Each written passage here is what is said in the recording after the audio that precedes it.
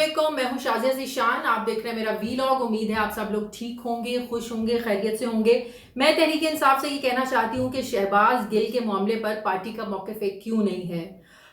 कोई एक बात कर रहा है, कोई दूसरी बात कर रहा है, कोई खुलकर ना तो खड़ा हो रहा है शहबाज गिल के साथ, ना ही कोई खुलकर मुखालिफत कर रहा है। हाँ, अगर खुलकर किसी ने मुखालिफत की है तो वज़ीर आला पंजाब परवेज़ इलाही साहब ने वो खुलकर सामने आए। उन्होंने बाकायदा तनकीद की है शहबाज गिल का नाम लेकर, और उन्होंने पार्टी से कहा है कि वो शहबाज गिल का जो बयान है इससे अलहदगी इख्तियार करें।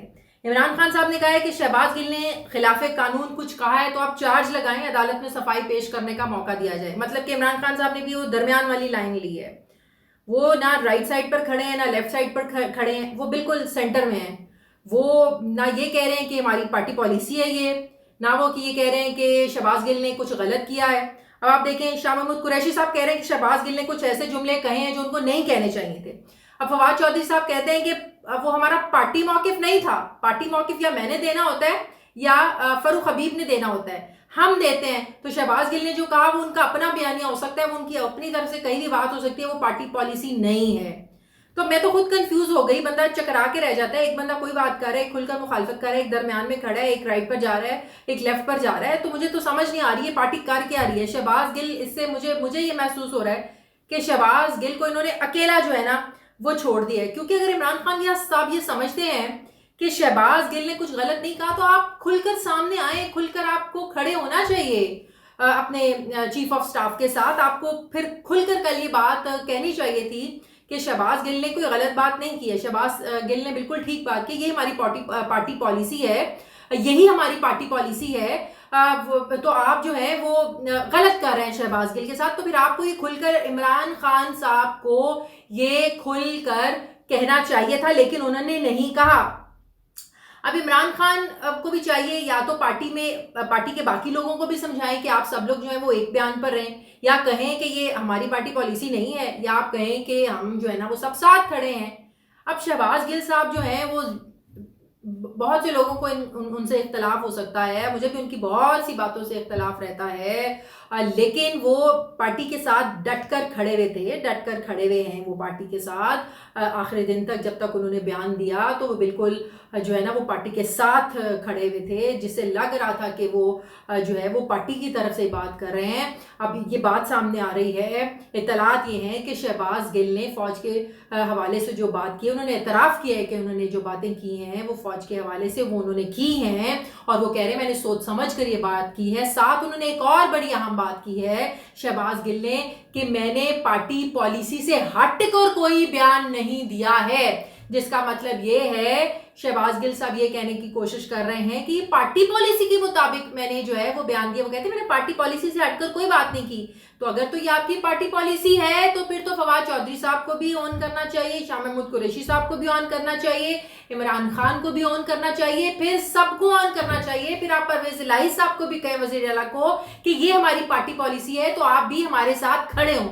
ऐसे नहीं हो सकता कि आधे लोग कुछ कहें तो आधे लोग कुछ कहें। तो आप ये इंप्रेशन ये दे रहे हैं कि इस मुश्किल वक्त में आप लोगों ने शहबाज गिल को एक अकेला छोड़ दिया है। अब शहबाज गिल के खिलाफ जो मुकदमात हैं बड़े सख्त नौयत के जो हैं वो मुकदमात हैं, उन पर बगावत, रियासत के खिलाफ महाजराई, फौज में बगावत या फौजी जवानों को उकसाने के इल्ज़ामात हैं, अवाम में इंतशार फैलाने के जैसे बड़े ही संगीन नौयत के इल्ज़ामात लगाए गए हैं।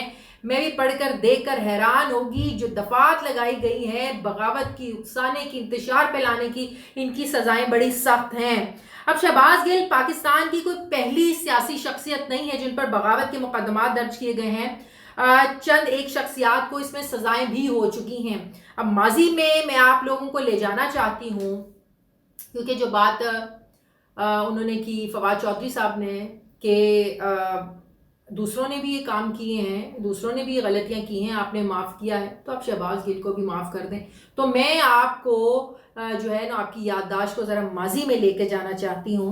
नवाज शरीफ और मरीम नवाज के खिलाफ 2020 में बगावत का मुकदमा दर्ज किया गया था। जो सारे क्लिप्स इमरान खान ने भी चलाए, नवाज शरीफ के चलाए, मरीम नवाज के चलाए, इनकी पार्टी के और लोगों के जो कल उन्होंने बयानात चलाए, تو وہ ان لوگوں کے خلاف مقدمات درج ہو چکے ہیں. اب جاوید لطیف کے خلاف پچھلے سال اداروں کو برا بھلا کہنے پر جو ہے وہی سارا مقدمہ درج کیا گیا. ان کے خلاف بھی وہی دفعات لگی جو شہباز گل کے خلاف دفعات لگی ہیں. انہوں نے بھی ایک ٹی وی چینل کے پروگرام میں آ کر جو ہے نا وہ بڑے سخت قسم کے بیانات دیے تھے اور ان پر بھی جو ہے وہ بغاوت کی مقدمہ درج ہوا. انہیں جو ہے وہ چند مہینے جیل میں بھی رہے, پھر انہیں ضمانت مل گئی. پھر جاوید ہاشمی صاحب 2003 میں جب جنرل مشرف کا دور تھا, ان پر بغاوت کا مقدمہ درج ہوا تھا.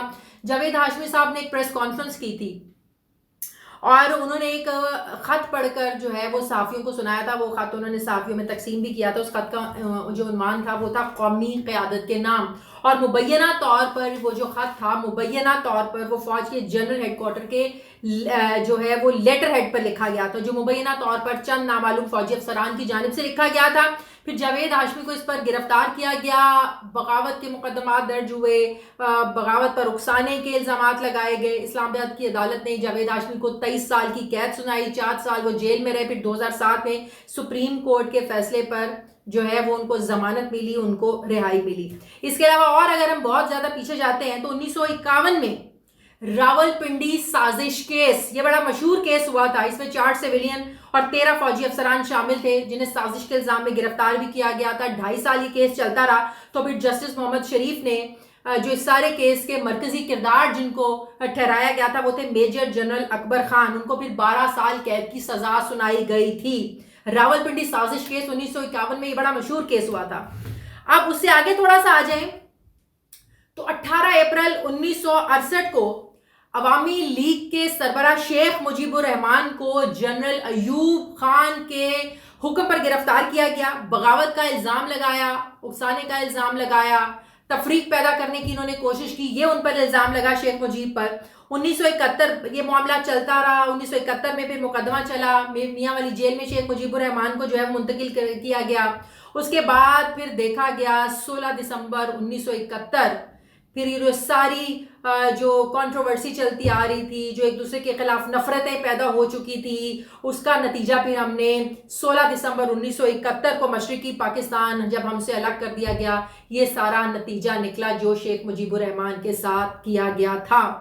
اب عمران خان صاحب نے بھی اپنی جو نیوز کانفرنس تھی اس میں شیخ مجیب الرحمان کے ساتھ جو کچھ ہوا اس کا حوالہ دیا کہ کس طرح اس وقت بھی جو ہے وہ شیخ مجیب الرحمان کو فوج کے سامنے لا کر کھڑا کر دیا گیا تھا. شیخ مجیب الرحمان کے خلاف جو ہے وہ فوج کو اکسایا گیا تھا, جس کی وجہ سے فوج نے شیخ مجیب الرحمان کے ساتھ یہ سب کچھ کیا تھا.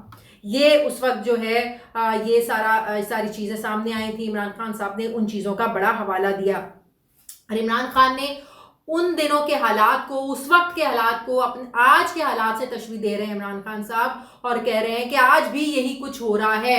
عمران خان نے کہا کہ آج بھی مجھے فوج کے ساتھ لڑانے کی کوشش کی جا رہی ہے. یہ کوشش کی جا رہی ہے کہ فوج ہمارے خلاف ایکشن لے. یہ کوشش کی جا رہی ہے کہ ہماری پارٹی کو نااہل کر دیا جائے, مجھے نااہل کر دیا جائے, ہماری پارٹی پر پابندی لگا دی جائے.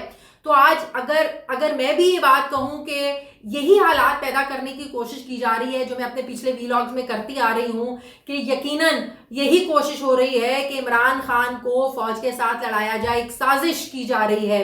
یہ بالکل وہی کام کیے جا رہے ہیں جو 1971 میں شیخ مجیب الرحمان کے ساتھ کیے گئے. جس طرح جنرل ایوب خان نے ان کو گرفتار کیا بغاوت کے الزام میں, اور جس طرح وہ سارا جو ہے وہ ایک ماحول بن گیا تھا, اور پھر ہم نے دیکھا کہ اس کا نتیجہ 1971 میں 16 دسمبر کو مشرقی پاکستان کے علیحدگی کی صورت میں نکلا. تو اب بھی معاملات بہت خراب ہیں, بہت خراب معاملات ہیں. جس طرف معاملات کو لے کر جانے کی کوشش کی جا رہی ہے, یقین کریں اس کا رزلٹ, اس کا نتیجہ بہت بھیانک صورت میں آ سکتا ہے. اللہ نہ کرے یہ حالات جو ہیں وہ بہت جو ہے وہ اس طرح ہو جائیں کہ کسی کے بھی قابو میں نہ رہیں. کوئی پھر سب لوگ جو ہے وہ پچھتاتے پھریں, کسی کے ہاتھ میں کچھ نہیں آئے گا, سب لوگ جو ہے وہ ہاتھ ملتے رہ جائیں گے. اللہ نہ کرے ایسی سچویشن آئے. تو اس ساری سچویشن سے نکلنے کا جو حل ہے وہ عمران خان بھی کہہ رہے ہیں, وہ ہم بھی کہہ رہے ہیں, وہ ایک ہی حل ہے, صاف اور شفاف انتخابات کی طرف آگے بڑھا جائے. اور آخر میں فواد چودھری صاحب نے جو بات کی کہ ماضی میں جس طرح دوسروں نے غلطیاں کی اور آپ نے ان کی غلطیوں کو معاف کیا, اسی طرح شہباز گل کی غلطی کو بھی معاف کر دیا جائے. یہ فواد چودھری صاحب جو ہے وہ بات کر رہے ہیں۔ اب دیکھنا یہ ہے کہ شہباز گل کا جو کیس ہے وہ کس طرح آگے بڑھتا ہے، کیا کوئی انکشافات ہوتے ہیں۔ یہ بھی باتیں کی جا رہی ہیں کہ شہباز گل جو ہے وہ وعدہ معاف گواہ بھی بن سکتے ہیں، کیونکہ جس طرح ان پر دفعات لگائی گئی ہیں، بڑے سنگین نوعیت کے مقدمات ان پر درج ہو گئے ہیں، تو ہو سکتا ہے کہ وہ وعدہ معاف گواہ بن جائے۔ ایسی جو ہے نا وہ تھیریز بھی، ایسی باتیں بھی سامنے آ رہی ہیں۔ بہرحال آنے والے دنوں میں سچویشن بڑی واضح ہو جائے گی، لیکن ہم دعا کرتے ہیں کہ جو سیاسی بحران ہے یہ جلد ٹلے اور جو ملک جو ہے وہ نئے انتخابات کی طرف چلے، تاکہ جو ایک سیاسی عدم استحکام ہے یہ ختم ہو، اور جو ملک کے جو ریئل ایشوز ہیں، اصل جو مسائل ہیں عوام کے، اسپیشلی جو ٹاپ پریورٹی ہے معیشت کی، یہ جو اپنی ڈگر سے ہل گئی ہے، اس کو دوبارہ اپنے رستے پر چلایا جائے، لوگوں کو ریلیف دیا جائے اور پاکستان کے لیے جو ہے نا صحیح معنوں میں کچھ کیا جائے، اور اس کا ایک ہی حل ہے، وہ ہے جلد، صاف اور شفاف انتخابات۔ بہت شکریہ آپ کا۔